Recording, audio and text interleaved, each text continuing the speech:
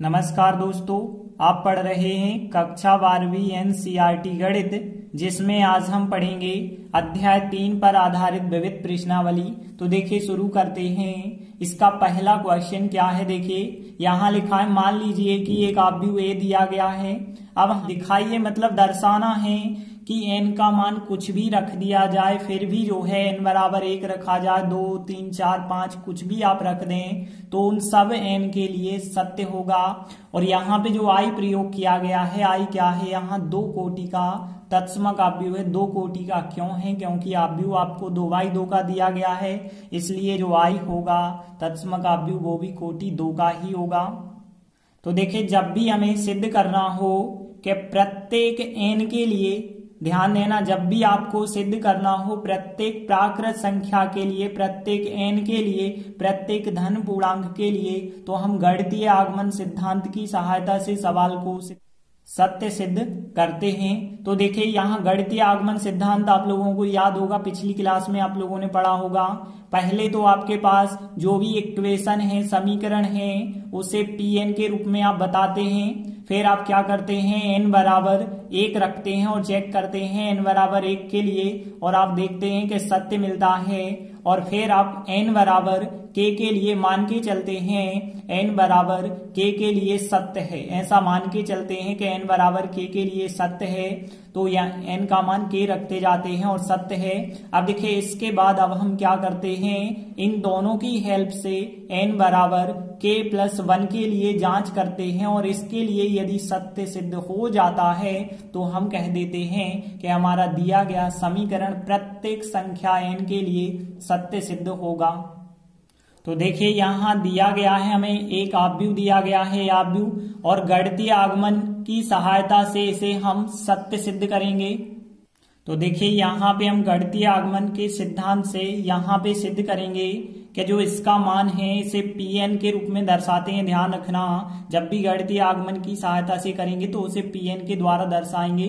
तो जो Pn है आपका, मतलब जो भी कथन है आपका, वो प्रत्येक, ये प्रत्येक का चिन्ह होता है, तो प्रत्येक n जो कि प्राकृत संख्याओं से लिया जाएगा तो उसके लिए सत्य सिद्ध होना चाहिए।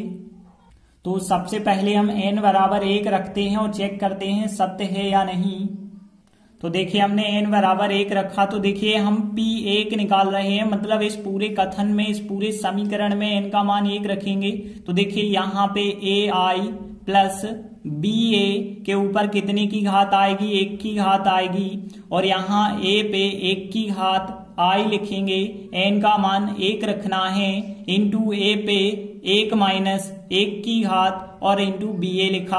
अब देखिए यहाँ 1 की घात आप लगाएं ना लगाएं कोई फर्क ही नहीं होगा, तो ai प्लस ba लिखा। देखिए यहाँ a पे 1 की घात लगाएं ना लगाएं कोई अंतर नहीं है, तो यहाँ भी ai आया, और प्लस देखिए यहाँ a के ऊपर हो गई 0 की घात। 0 की घात का मान 1 होता है, 1 इंटू 1 करेंगे तो 1 होगा, और फिर 1 इंटू ba करेंगे तो ba आएगा। मतलब देख सकते हैं ai प्लस ba बराबर आया ai प्लस ba। तो देखिए यहाँ दोनों पक्ष बराबर आ चुके हैं, तो क्या लिखेंगे हम, कहता है जो परिणाम है n बराबर 1 के लिए सत्य है।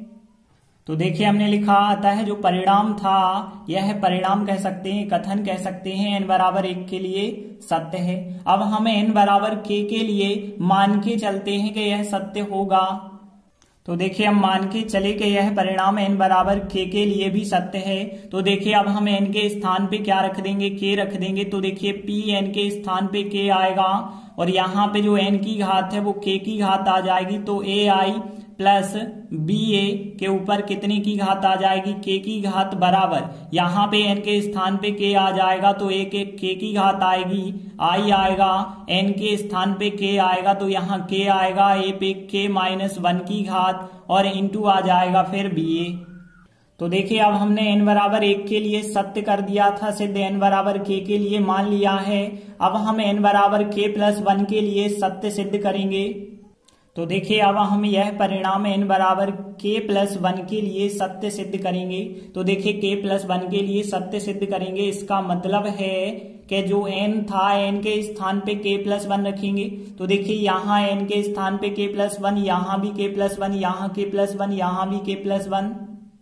तो देखिए हमें इतना सिद्ध करना होगा n के स्थान पे k+1 यदि आप रखेंगे तो देखिए यहाँ k+1, यहाँ k+1, k+1, k+1 लिखा हमने, यह सिद्ध करना होगा।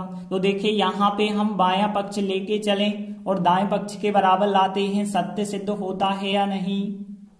तो देखिए हमने बायां पक्ष लिया, जो बायां पक्ष है। अब देखिए इसको आगे हम सॉल्व करेंगे तो देखिए इस पे k+1 की घात है, आप घातों को अलग अलग लिख सकते हैं। तो यहाँ पे ai प्लस ba लिखा, तो यहाँ पे देखिए k की घात आप अलग लिख सकते हैं और ai प्लस ba पे 1 की घात आप अलग लिख सकते हैं ना।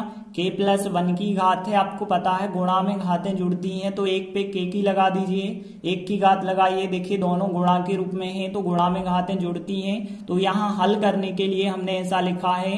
देखिए अब यहाँ पे ai प्लस ba पे k की पावर का मान आपके पास यह है, तो यह रखेंगे और 1 की पावर का मान मतलब वही का वही आ रहा है, यहाँ पे आप देख सकते हैं। तो देखिए यहाँ पे हमने k की घात का मान देखा तो k की घात का मान यह मिला, यह रख दिया, और 1 की घात का मान 1 की लगाएं या ना लगाएं कोई अंतर नहीं है, और इसका मान यही का यही हमने रखा। देखिए अब हमें इन दोनों का गुणा करना पड़ेगा। तो देखिए यहाँ a पे k की घात i का गुणा आपको ai से करना होगा। तो देखिए क्या आएगा, यहाँ पे यदि हम देखें गुणा में घातें जुड़ जाएंगी तो a के ऊपर k+1 की घात और i का कितना आ जाएगा, i वर्ग आएगा। फिर इसका गुणा हम इसके साथ करेंगे तो देखिए क्या आएगा, a के ऊपर k की घात i का गुणा जो है इसके साथ करना है, तो बिल्कुल यही का यही आ जाएगा कि a के ऊपर k की घात i और ba और यहाँ पे साथ में जुड़ जाएगा।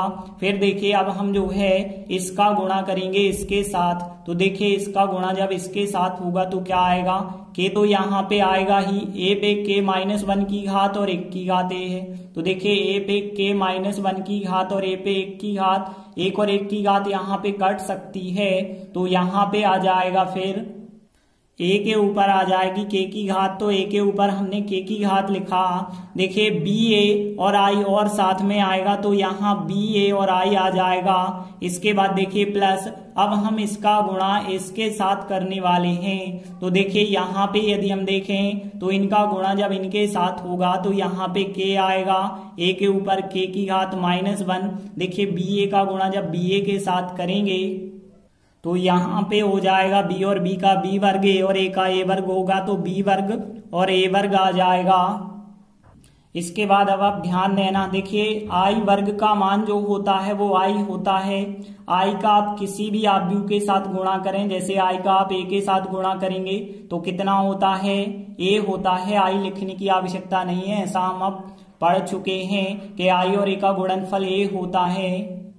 तो देखिए यहाँ पे आप लिख सकते हैं a पे k की घात +1 i वर्ग का मान होगा i, तो i लिखा हमने। देखिए यहाँ पे 1 पे k की घात, देखिए यहाँ पे i और a आ रहा है, तो i और a का जो गुणा होगा वो कितना हो जाएगा, a हो जाएगा, तो i और a का आप a लिख देना। तो यहाँ पे a पे k की घात b और i और a का a आ गया है। अब देखिए यहाँ पे k लिखा, a पे k की घात लिखी, b लिखा हमने, i और a का गुणा फिर करेंगे तो फिर भी क्या आ जाएगा, a आ जाएगा। अब यहाँ पे देखिए यहाँ हमने k लिखा है और यहाँ पे a पे k-1 की घात, यहाँ पे b वर्ग लिखा है।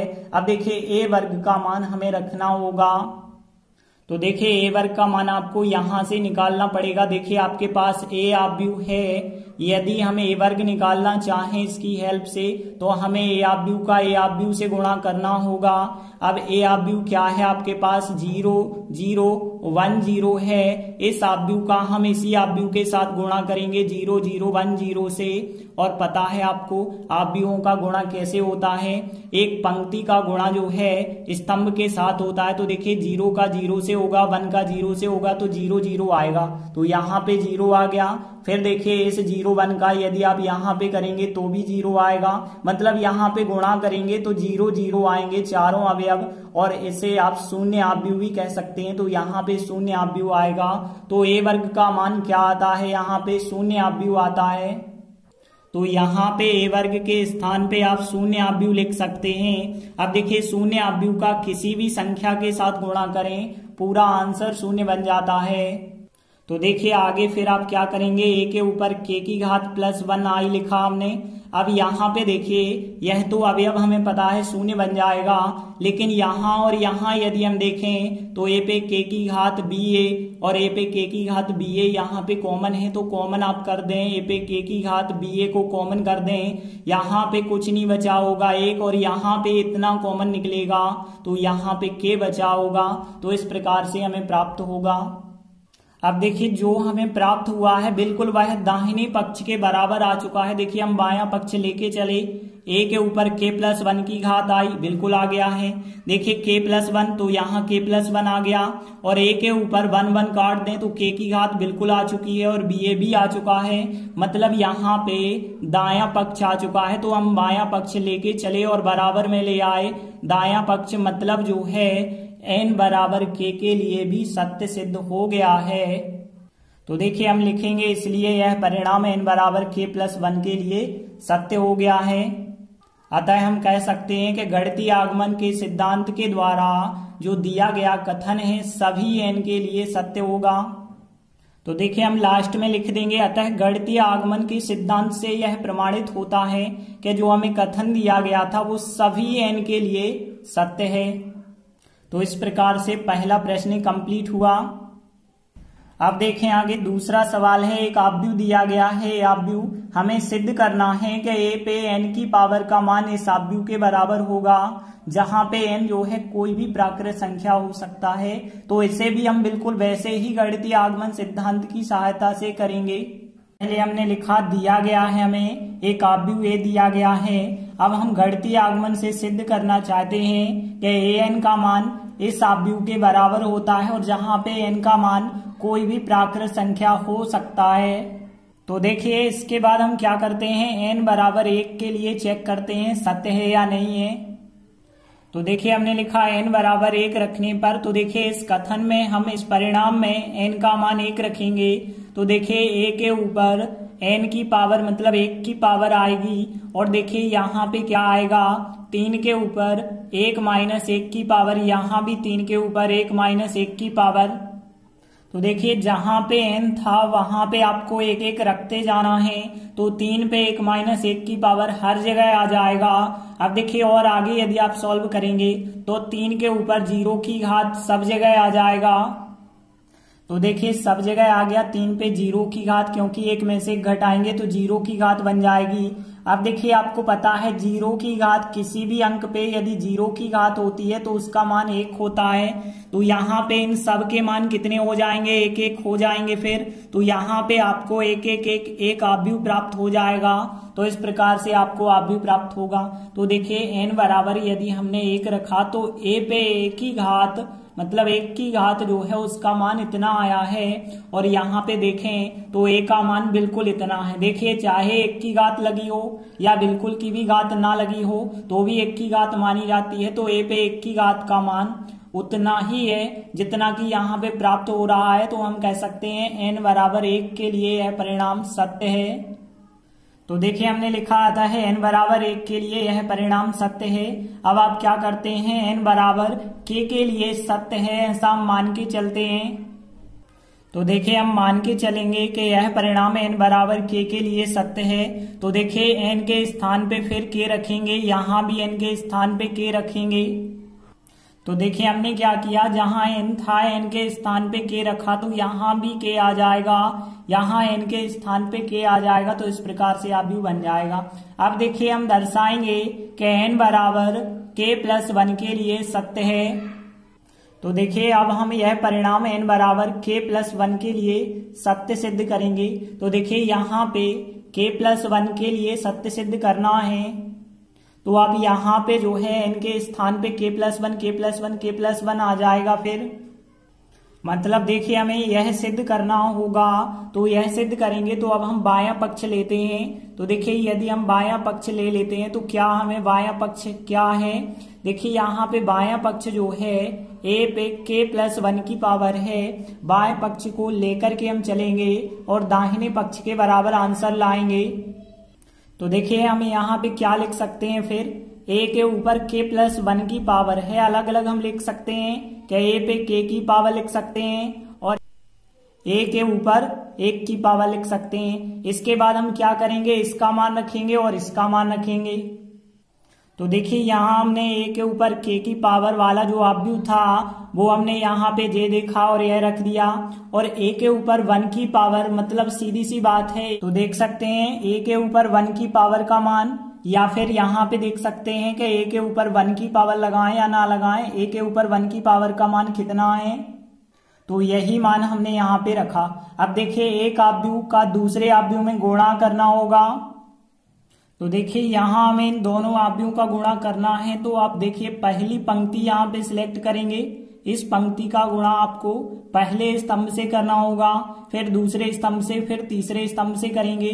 तो देखिए यहाँ पे यदि हम पहली पंक्ति का पहले स्तंभ से करते हैं तो देखिए यहाँ पे क्या आएगा, 3 पे के की घात -1 का 1 से होगा, तो 3 पे के की घात -1 प्लस इसका गुणा इसके साथ करेंगे तो फिर वही की वही संख्या आ जाएगी, और फिर इसका गुणा इससे करेंगे तो फिर वही की वही संख्या आ जाएगी।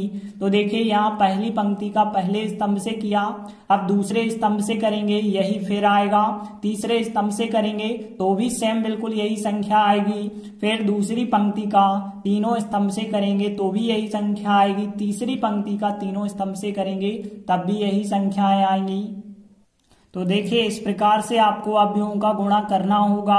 अब देखिए इनको आप सॉल्व कैसे करेंगे, ध्यान देना, 3 के ऊपर के की घात -1 को 3 बार यदि जोड़ेंगे तो क्या मिलेगा आपको, ध्यान देना, यदि आपको x x x 3 बार लिखा हो, यदि आप जोड़ते हैं तो 3x हो जाता है ना। वैसे ही समझ लीजिए कि x x x है, यदि आप 3 बार जोड़ेंगे तो आ जाएगा 3x आएगा, तो 3 आएगा और 3 पे के -1 की पावर 3 बार हो जाएगी, 1 बार 2 बार 3 बार संख्या हो जाएगी।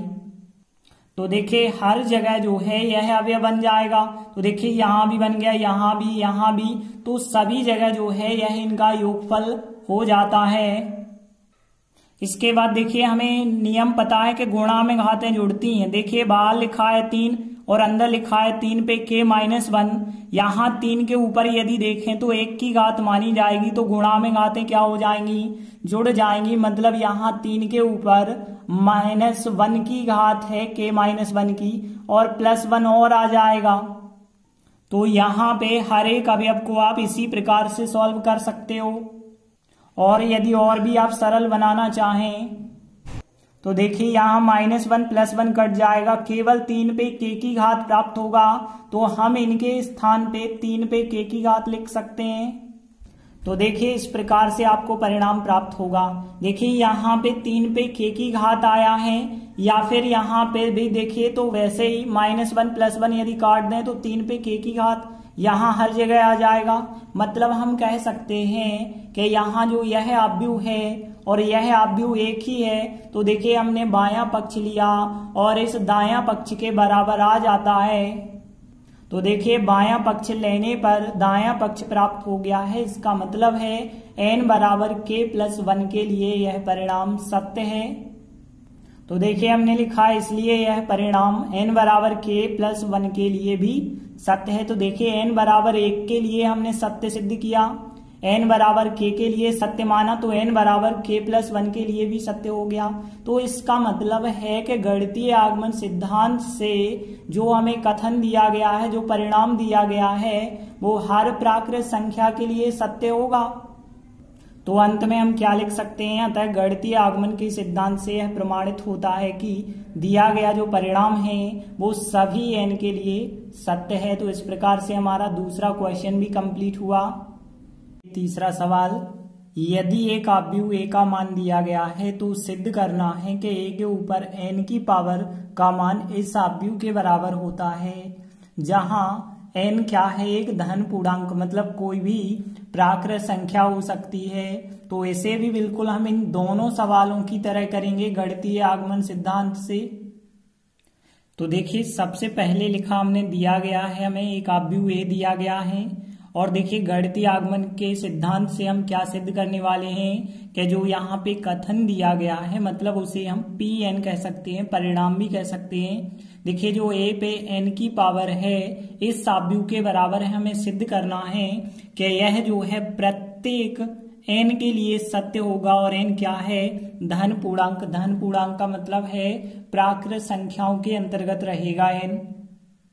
तो देखिए हमने बताया था आपको कि जो कथन होता है उसमें पहले आप n बराबर 1 रख के चेक करते हैं सत्य है या नहीं। तो हम n बराबर 1 रखते हैं और देखते हैं क्या मिलता है। तो देखिए Pn के स्थान पे 1 रख रहे हैं, तो इस कथन में हम जो है 1 रखने वाले हैं। तो देखिए a के ऊपर कितने की घात आ जाएगी? 1 की घात आ जाएगी, और 1 की आप लगाएं या ना लगाएं कोई अंतर नहीं आएगा। देखिए 1 + 2 n के स्थान पे 1 रखेंगे, -4 n के स्थान पे 1 रखेंगे, और यहाँ पे देखिए n के स्थान पे 1, यहाँ पे 1 - 2 और n के स्थान पे 1 रखेंगे। तो देखिए और आगे यदि आप इसे सॉल्व करते हैं तो देखिए यहाँ पे 2 एकम 2 और 1 3 हो जाएगा। यहाँ पे -4 हैं, यहाँ पे 1 है, 1 में से 2 घटाएंगे -1 आएगा। तो यहाँ पे हम देख सकते हैं कि a के ऊपर 1 की घात का मान इतना आया है, और बिल्कुल हमें यही आव्यूह दिया गया था। तो a के ऊपर 1 की घात का मान इस आव्यूह के बराबर होता है। तो हम कह सकते हैं बिल्कुल हमें यही प्राप्त हुआ है जो कि दिया गया था। इसका मतलब है कि यह जो परिणाम है n बराबर 1 के लिए सत्य है। तो देखिए हमने लिखा कि यह परिणाम मतलब जो आपको Pn कथन दिया गया है इसे हम परिणाम बता रहे हैं। तो यह परिणाम n बराबर 1 के लिए सत्य है। इसके बाद हम मान के चलते हैं कि यह परिणाम n बराबर k के लिए भी सत्य है। तो देखिए हमने लिखा मान लीजिए कि यह परिणाम मतलब जो आपके पास कथन है इसे परिणाम बताया जा रहा है, यह परिणाम n बराबर k के लिए सत्य है। तो आप n के स्थान पे k रख देंगे। तो देखिए हमने n के स्थान पे k रखा, तो जहां n लिखा था वहां k रख दिया। n के स्थान पे k, यहाँ भी 1 प्लस यहाँ पे 2, n के स्थान पे k, n के स्थान पे k आ जाएगा। सब जगह n के स्थान पे k आ गया है। अब हम जो है दर्शाएंगे n बराबर k + 1 के लिए भी यह सत्य सिद्ध होगा। तो देखिए अब हम यह परिणाम n बराबर k + 1 के लिए सत्य सिद्ध करेंगे। तो देखिए n के स्थान पे k + 1 रखेंगे, तो कह सकते हैं हम, अर्थात n के स्थान पे देखिए यदि आप k + 1 रख देंगे तो यहाँ पे क्या प्राप्त होगा? a के ऊपर जो n की घात थी वो k + 1 की घात हो जाएगी, बराबर जो आव्यूह था उसमें n के स्थान पे आप ध्यान रखना k + 1 आ जाएगा। तो यहाँ k + 1 और जो -4n था n के स्थान पे k + 1 आ जाएगा।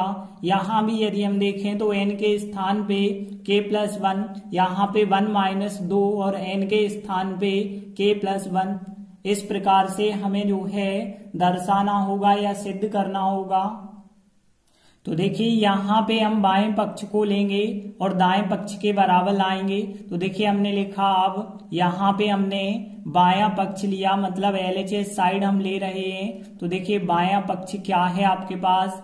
a के ऊपर k + 1 की पावर है। तो देखिए यहाँ पे k + 1 की पावर है। आप अलग अलग पावर कर सकते हैं क्योंकि गुणा में घातें जुड़ती हैं, तो a के ऊपर k की पावर आ जाएगी और इनटू a के ऊपर 1 की पावर आ जाएगी।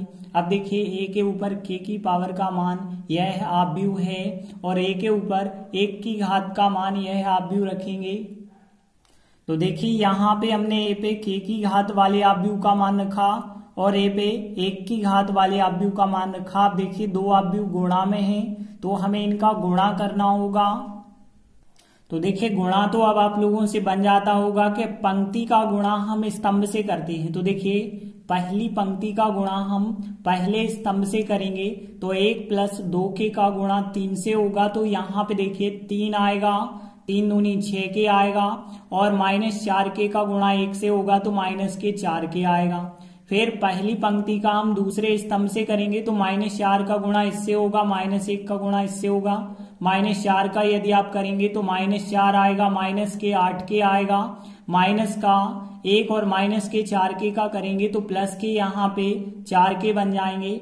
अभी हमने पहली पंक्ति का दोनों स्तंभों के साथ किया है, अब हम दूसरी पंक्ति का गुणा पहले स्तंभ के साथ, तो 3 का गुणा k के साथ हो जाएगा 3k, और 1 का गुणा 1 माइनस 2k के साथ होगा तो 1 माइनस 2k आएगा।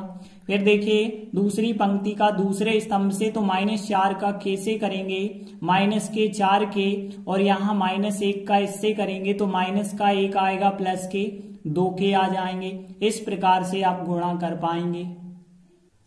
और आगे यदि आप लिखेंगे तो देखिए यहाँ पे 3 और यहाँ 6k में से 4k घटाएंगे 2k, यहाँ 3k में से 2k यदि घटाएंगे तो 1k आ जाएगा, और प्लस का 1 था प्लस 1 लिखा।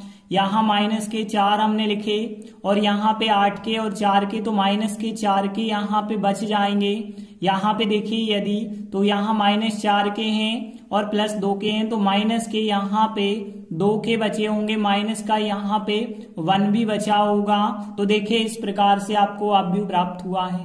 अब देखिए यहाँ पे जो आव्यूह प्राप्त हुआ है यह आव्यूह बिल्कुल इस आव्यूह के बराबर है, बस यहाँ पे कोष्टक बने हुए हैं और बाकी कोई अंतर नहीं है। तो देखिए यदि यहाँ भी कोष्टक खोलेंगे तो 2k और 2 आएगा, और 1 जोड़ेंगे तो 3 ही तो हो जाएंगे, मतलब उसी के बराबर। यहाँ k प्लस 1, यहाँ k प्लस 1, यहाँ पे देखिए यदि -4 कॉमन कर देते हैं तो k प्लस 1 अंदर आ जाएगा, और यहाँ पे देखिए 1 माइनस 2k प्लस 1 को यदि आप सॉल्व करेंगे तो बिल्कुल इतना ही प्राप्त होगा। तो हम कह सकते हैं जो यह आव्यूह है बिल्कुल इसी आव्यूह के बराबर है। तो आप चाहें तो इसके स्थान पे यही आव्यूह लिख सकते हैं। तो देखिए इस प्रकार से हमें दायां पक्ष प्राप्त हो गया है, क्योंकि इसकी जगह हमने यही आव्यूह लिख दिया है, क्योंकि दोनों बराबर हैं। तो इस प्रकार से हमें दायां पक्ष प्राप्त हो गया है। तो देखिए हम बायां पक्ष लेके चले और दायां पक्ष हमें प्राप्त हो गया है, तो इसका मतलब है कि जो हमें परिणाम दिया गया था वो n बराबर k प्लस 1 के लिए भी सत्य है। तो देखिए हमने लिखा इसलिए यह परिणाम n बराबर k प्लस 1 के लिए भी सत्य है। तो इस प्रकार से हमने क्या देखा कि n बराबर 1 के लिए सत्य हमने कर दिया, n बराबर k के लिए सत्य मान के चले तो n बराबर k प्लस 1 के लिए सत्य हो गया। मतलब हम कह सकते हैं कि गणितीय आगमन सिद्धांत से यह प्रमाणित होता है कि जो दिया गया परिणाम है सभी प्राकृत संख्याओं के लिए सत्य सिद्ध हो जाएगा। तो देखिए इस प्रकार से हम लिखेंगे, अतः गणितीय आगमन के सिद्धांत से यह प्रमाणित होता है कि जो दिया गया हमें परिणाम है या कथन है वो सभी n जो कि प्राकृत संख्याओं से ली जाएंगी तो उन सब के लिए सत्य है। तो इस प्रकार से तीसरा सवाल भी हमारा कंप्लीट हुआ। तो इस प्रकार हमने 3 सवाल सीखे, तीनों गणितीय आगमन सिद्धांत के सवाल थे। आगे के वीडियो में हम आगे के सवाल करेंगे। तब तक के लिए धन्यवाद।